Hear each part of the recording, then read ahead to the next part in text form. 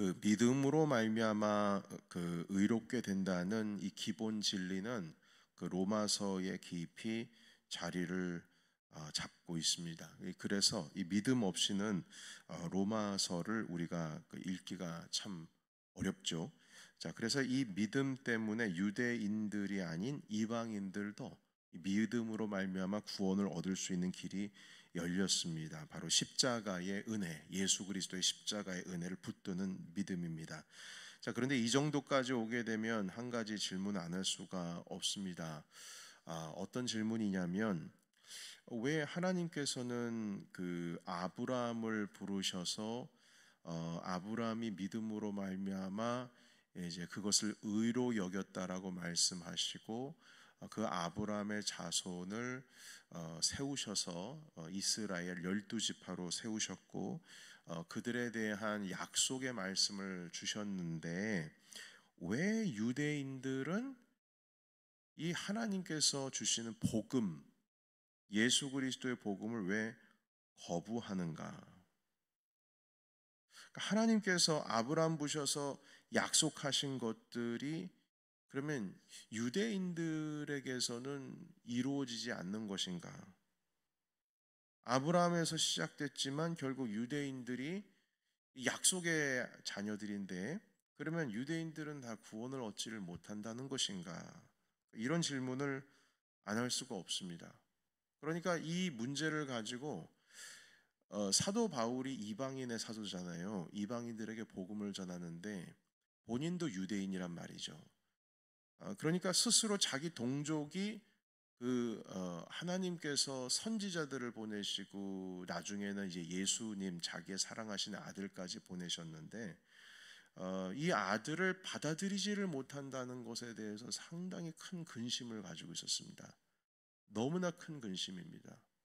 그래서 어느 정도였냐면 차라리 나를 버리시더라도 내 동족인 이 유대인들, 이스라엘 사람들을 주님이 좀 붙들어 주시면 좋겠다. 나를 버리시더라도. 이 정도로 안타까운 마음을 가지고 있었습니다. 그래서 그 느끼는 바가 1절부터 3절까지의 말씀인데요. 우리 같이 1절에서 3절까지의 말씀 함께 읽어보도록 하겠습니다. 자, 시작. 내가 그리스도 안에서 참말을 하고 거짓말을 아니하노라. 나에게 큰 근심이 있는 것과 마음에 그치지 않는 고통이 있는 것을 내 양심이 성령 안에서 나와 더불어 증언하노니 나의 형제 곧 고륙의 친척을 위하여 내 자신이 저주를 받아 그리스도에게서 끊어질지라도 원하는 바로라. 아멘. 여기 3절에 보시면 내가 저주를 받아서 그리스도에게서부터 예수님으로부터 끊어질지라도 원하는 바 이 동족이 구원을 얻기를 원한다. 자, 이렇게 고백합니다. 이 정도로 사도 바울도 상당히 답답한 거죠. 아니 하나님께서 이스라엘에게 약속을 주셨는데 왜 이스라엘이 그 약속을 버리냐 이 말이에요. 그래서 여러분 이스라엘은 하나님으로부터 정말 선택을 받아서 특권을 누렸습니다. 먼저 하나님의 자녀가 되었고요. 이런 표현을 4절의 말씀에 보면 양자가 되었다 이런 표현을 합니다. 그러니까 죄의 자식들을 주님께서 자신의 자녀로 주님께서 너는 내 백성이 될 것이다 이렇게 삼아주셨죠. 양자가 되었다 이런 표현이 있고 언약을 받았죠. 모세로부터 시내산에서 하나님의 말씀 그 언약을 받았습니다. 약속을 받았습니다. 유다 지파를 통해서 하나님의 왕권이 끊어지지 않는다 하셨고 이스라엘을 끝까지 주님께서 붙들어 주신다. 주님께서는 언약을 베풀어 주셨죠. 그리고 드디어 그 약속하신 메시아가 이스라엘에서 났습니다. 이 모든 것이 특권이고 축복입니다. 그래서 이 축복과 특권이 이 4절에서 5절까지 기록되어 있는데요. 우리 함께 또 보도록 하겠습니다. 4절에서 5절 시작. 그들은 이스라엘 사람이라 그들에게는 양자됨과 영광과 언약들과 율법을 세우신 것과 예외와 약속들이 있고 조상들도 그들의 것이요 육신으로 하면 그리스도가 그들에게서 나셨으니 그는 만물 위에 계셔서 세세의 찬양을 받으실 하나님이시니라. 아멘. 이스라엘이 이렇게까지 특권을 받았는데 복음, 메시아 예수 그리스도를 받아들이지 않으니까 얼마나 답답하겠습니까? 그러니까 기다렸던 메시아인데 그 메시아를 거부하잖아요. 저는 이 성탄절날 말입니다. 오랫동안 기다리던 하면서 찬양을 부르면서 메시아가 났다라고 하는 그 노래를 부르잖아요. 그런데 그렇지, 오랫동안 기다렸지. 그런데 유대인들은 메시아를 버렸잖아. 기다렸지만 거부했잖아. 저는 그 찬송 부를 때 어릴 때 말입니다. 오랫동안 기다렸다. 기다리는데 왜 그럴까? 사실 그런 생각을 하긴 했거든요. 사도 바울도 볼 땐 너무나 답답한 거예요. 차라리 나를 버리실지라도 이스라엘을 끝까지 좀 품어주시고 살리면 좋겠는데 아니 어떻게 왜 복음을 거부하냐 이 말인 것이죠. 그래서 그 사도 바울이 이제 이 정도 되면은 그 좀 생각할 수 있습니다. 아, 그러면 이스라엘에 대한 하나님의 약속이 폐기가 된 게 아니냐? 뭔가 잘못된 게 아니냐? 주님께서 아브라함의 자손을 하늘의 별과 같이 많게 해주실 것이라 하셨고 너의 자손을 통해서 모든 민족이 복을 얻을 것이라 하셨는데 이 복이 바로 사실은 예수 그리스도시거든요. 아니 그러면 이스라엘은 한 번 쓰임 받고 버림받는 것인가? 뭐 이런 생각을 할 때도 있어요. 그래서 여러분 9장 6절에서 8절에 있는 말씀에 보면 하나님의 이스라엘에 대한 약속이 이게 결국에는 패한 것이 되느냐, 닫혀진 것이냐, 실패한 것이냐 라고 했을 때 그렇지 않다 이렇게 결론을 맺고 있습니다. 6절에서 8절까지 말씀을 읽겠습니다. 자, 시작. 그러나 하나님의 말씀이 패하여진 것 같지 않도다. 이스라엘에게서 난 그들이 다 이스라엘이 아니요 또한 아브라함의 씨가 다 그의 자녀가 아니라 오직 이삭으로부터 난 자라야 내 씨라 불리라 하셨으니 곧 육신의 자녀가 하나님의 자녀가 아니요 오직 약속의 자녀가 씨로 여기심을 받느니라. 아멘. 여러분 6절에 보시게 되면 하나님의 이스라엘을 향한 그 언약 약속은 실패하지 않았다 이렇게 기록을 하고 있습니다. 그리고 뭐라고 하시냐면 6절의 끝에 보면 그들이 이스라엘에게서 난 그들이 다 이스라엘이 아니다 이런 말씀합니다. 이 의미는 뭐냐면 혈통적으로 아브라함의 씨라고 해서 혈통적으로 이스라엘이 구원을 약속받은 게 아니다 이것이죠. 여러분 이 한 예가 있습니다. 여러분 아브라함에게 아들이 몇 명 있었죠? 하나입니까? 이삭? 아니죠. 둘이죠. 이스마엘까지 있었습니다. 이스마엘도 아브라함의 자손이죠. 그러나 하나님께서는 이스마엘이 아니라 오직 이삭으로부터 난 자라야 아브라함의 씨다 이렇게 인정하신다 하셨어요. 그러니까 혈통으로 아브라함의 자식이라 해서 구원 얻는 게 아니라는 겁니다. 약속이 있어야 돼요. 약속. 그 약속을 받아야지 되는 거죠. 육신의 혈통이 아니라 약속의 자녀가 그 언약의 씨를 받았다는 겁니다. 자, 그래서 이 하나님의 언약은요 처음부터 혈통이 아니에요. 혈통으로 했으면 이스마엘도 구원을 얻어야죠. 혈통이 아니라 약속과 선택받은 자에게만 유효하다는 것입니다. 이스라엘 전체가 구원을 얻는 게 아니고 이스라엘 전체가 아브라함의 자손 씨라고 해서 구원을 얻는 것이 아니라 오직 하나님의 선택을 받은 그 언약을 믿음으로 붙든 자가 결국 참된 이스라엘이라 하십니다. 여러분 이러한 것은 아브라함, 이삭, 야곱의 구원의 역사가 그대로 이어지고 있어요. 그래서 여러분 보시게 되면 야곱의 아들도 몇 명 있었죠? 둘이죠. 그런데 그 둘 중에 야곱의 자손들이 그 선택을 받고 하나님의 그 약속을 그대로 이어가는 것이지 에서는 아니었습니다. 에서는 아버지의 재산을 다 물려받았지만 에서는 하나님의 자녀가 되지를 않았어요. 에서의 그 후손이 에돔이지 않습니까? 하나님의 그 자녀의 그 계보 가운데 없어요. 아브라함의 씨인데요. 혈통인데 말이죠.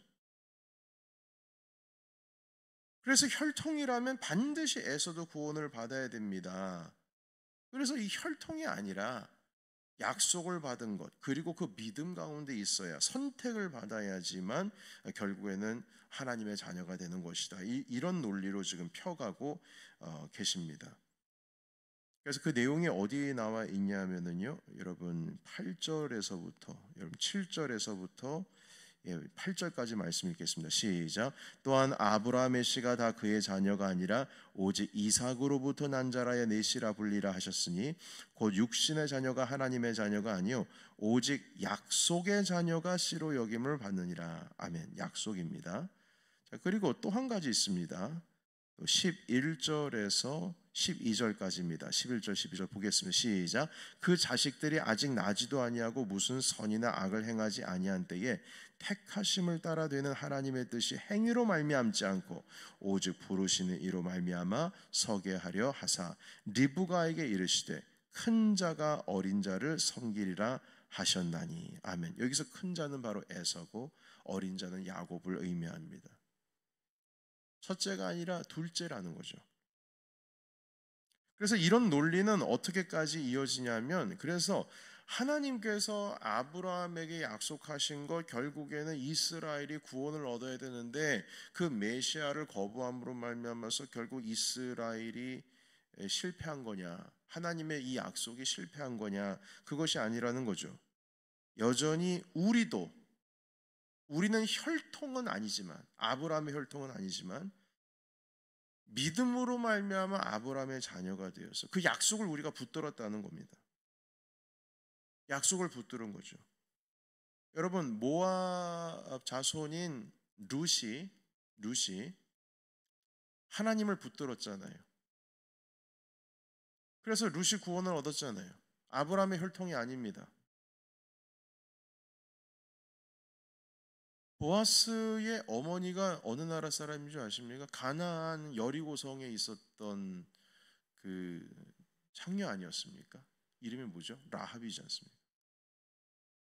라합도 아브라함의 혈통이 아니에요. 그런데 하나님을 붙드니까 라합도 살고, 그 라합의 아들이 보아스고, 보아스의 아내는 바로 모함 여자 룻이고, 그 룻을 통하여서 결국에는 다윗이 태어나고 그 자손 중에 메시아가 나지 않습니까? 이게 하나님의 헤세드입니다. 은혜가 율법을 이기는 거죠. 그래서 우리는 그러니까 하나님의 이 그 언약이 실패한 게 아니라는 겁니다. 이스라엘이 받지를 못하니까 정말 참 이스라엘이 누구냐면은, 결국에는 진짜 이스라엘다운 이스라엘은 그 약속을 믿음으로 붙든 자. 결국 여러분, 룻도 이스라엘이 된 것이고 라합도 이스라엘이 된 것이죠. 결국에는 우리가 지금 믿는 이방인들도 하나님의 그 언약의 약속을 붙듦으로 말미암아 하나님의 선택을 하셔서 결국 우리도 하나님의 자녀가 됐다는 것입니다. 그래서 하나님께서 이스라엘 향하신 그 약속과 그 언약에 실패한 것이 아니다. 단지 그것이 이방인들에게 들어가서 이방인들이 결국에는 이스라엘이 된 것이다. 믿음으로 말미암아. 하나님의 약속과 선택은 지금 오늘도 이루어지고 있는 것입니다. 이에 대해서 여러분, 이스마엘이 억울해하고 에서도 억울하죠. 아니, 우리도 아브라함의 자손인데 왜 우리는 이렇습니까? 하나밖에 없죠. 너희들은 하나님을 붙들지 아니하잖느냐. 주님의 약속의 말씀을 붙들지 않았잖느냐. 그래서 여러분, 우리가 이렇게 얘기할 수 있어요. 그러면은 이렇게 법을 정하신 거, 아니 혈통으로 난 자가 아브라함의 자손이지 혈통으로 나지 않았는사도 믿음으로 말미암아 하나님의 선택받았다고 해서 이방인들까지도 이스라엘이 될 수 있느냐? 하나님 정말 불의하신 것 같다, 이렇게 말할 수 있냐는 것이죠. 근데 결코 그럴 수 없다는 겁니다. 왜냐하면 하나님 마음이라는 거예요. 그건 주님의 주권 안에서 그렇게 주님께서 하고 싶으면 할 수 있다는 거예요. 바로 라합이 이스라엘이 된 것처럼, 룻이 이스라엘이 된 것처럼 말이죠. 그래서 여러분, 우리 이 논리로 가보면 이 8장 14절에 있는 말씀, 죄송합니다, 오늘 9장을 읽었죠. 9장 14절을 한번 읽어보겠습니다. 이게 내일부터 읽은 말씀인데요. 우리 같이 읽겠습니다. 자, 시작. 그런즉 우리가 무슨 말을 하리요? 하나님께 불의가 있느냐? 그럴 수 없느니라. 하나님이 불의하시냐? 주님께서 갑자기 뭐 룰을 바꾼 거냐? 아니라는 거죠. 주님이 선택하시고 그냥 그렇게 하시겠다고 하면 이방인들도 이스라엘이 된다는 겁니다. 하나님이 불의하시냐? 아니다. 하나님이 주권자신데 무슨 불의하냐 하면서 15절입니다. 제가 읽겠습니다. 모세에게 이르시되 내가 긍휼히 여길 자를 긍휼히 여기고 불쌍히 여길 자를 불쌍히 여기리라 하셨으니, 이 뜻은 뭐냐면, 아니 내가 긍휼히 여기겠다는데 네가 뭔 말을 하는 거야? 내가 불쌍히 여기겠다는데 무슨 말을 하는 거야? 율법에 있는데도 불구하고 모압 사람들은 절대 하나님의 공동체 총에 들어오지 못한다고 하셨는데 하나님께서 무슨 말입니까? 하나님께서 당신께서 하신 말을 안 지키십니까? 아니야, 내 맘이야. 내가 긍휼히 여기겠다는데 왜 너희가 그래? 주님께서는 모압 여인 룻을 택하셨고 라합을 택하셨습니다.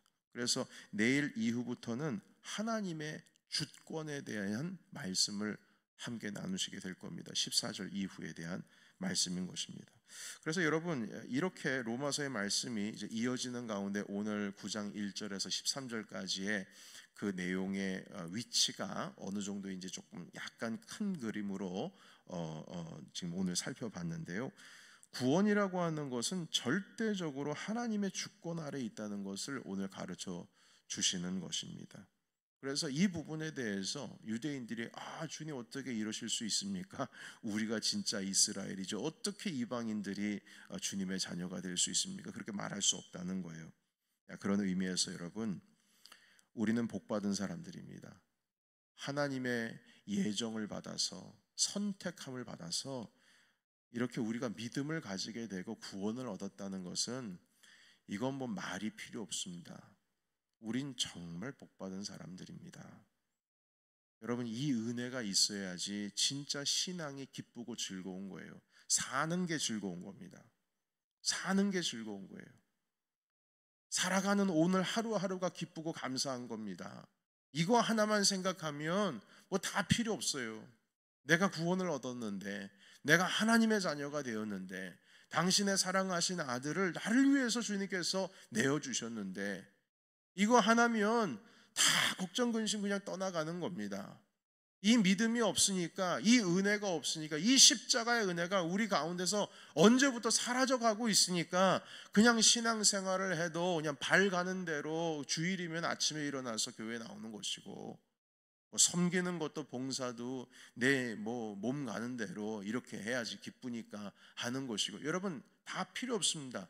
모든 봉사도, 모든 감사도, 모든 예배의 삶도, 모든 기도의 삶도 하나님께서 우리를, 당신의 아들을 우리를 위해서 십자가에 내어 주셨다라고 하는 그 감사와 감격으로 주님 앞에 나오기 때문에 그것이 가능한 것이지, 여러분 이런 은혜와 감사가 없으면요, 일할 때도 봉사할 때도 입이 이만큼 나옵니다.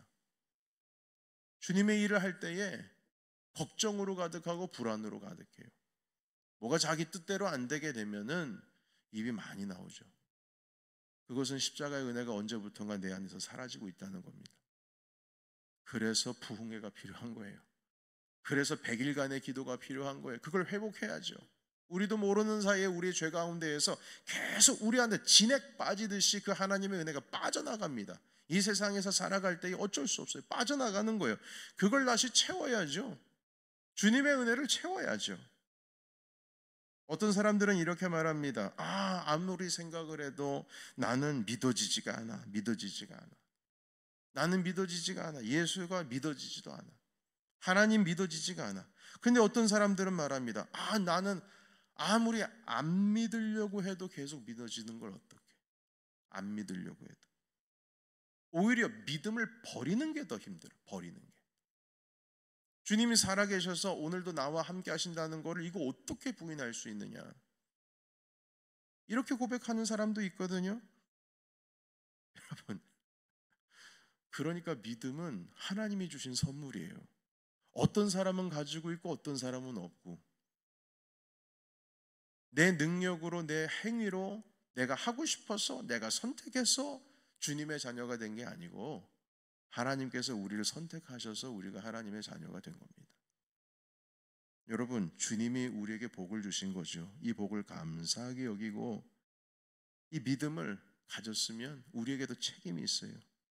은혜를 받았으면 은혜를 끼쳐야죠. 믿음은요, 들음에서 납니다. 다른 데서 나는 게 아니에요. 일단 들려야 돼요. 믿음은 들려야 돼요. 내 사랑하는 자녀가 왜 믿음을 가지게 되었느냐? 내 새끼니까 믿음을 가지게 됐지. 그거 아닙니다. 들려줘야 돼요. 자녀들에게 계속 하나님의 복음의 말씀과 하나님의 사랑이 부모의 입술을 통해서 들려줘야 돼요. 그래야지 자녀의 마음 가운데 믿음이 생기는 겁니다. 이 세상에 자연스럽게 되는 거 없고요. 이 세상에서 그냥 저절로 되는 것이 없습니다. 믿음은 들음에서 나는 거죠. 그러면 우리가 믿는 사람으로서 구원을 얻은 자로서 나만 이스라엘이 아니라 너도 이스라엘이 되어야 되는 거야. 이 귀한 복음을 나눠야죠. 그것이 우리 믿음을 가진 사람들의 도리인 것입니다. 여러분, 그래서 오늘 우리가 로마서 9장 1절에서 13절까지 말씀 함께 나눴는데요. 하나님의 약속의 말씀은 변한 게 없다. 다만 받아들이지를 않으면 그 촛대는 다른 데로 간다 이 말이에요. 하나님의 은혜를 귀한 줄 모르면 나에게 줬던 복이 옮겨지는 거예요. 하나님께서 주시겠다고 하셨는데 받을 그릇이 준비가 안 돼 있으면 그 복은 다른 데로 가는 거예요. 여러분, 이것처럼 안타까운 거 없습니다. 주님께서 주시겠다고 하시는데도 줘도 못 받아 먹어요. 사랑하는 성도 여러분, 늘 믿음의 그릇을 준비하시길 예수의 이름으로 축원합니다. 그런데 그 믿음의 그릇은 한 번 그릇 가졌다고 해서 안타까워 그냥 그것에 대해서 안심하면 안 돼요. 언제가 뒤돌아서 보면은 내 믿음의 그릇이 이렇게 아주 그냥 간장 그릇처럼 될 수도 있는 거죠. 항상 내 안에 하나님의 은혜로 채워져야 우리가 넉넉한 그릇으로 하나님의 은혜를 받을 수가 있습니다. 이 말씀을 통하여서 하나님 우리를 선택해 주신 것 감사합니다. 하나님 우리에게 믿음 주신 것 감사합니다. 하나님 우리에게 십자가라는 것을 알게 해주신 것 감사합니다. 이렇게 감사 찬송 올려드리시면서 이 아침 시작되시기를 주의 이름으로 축원합니다.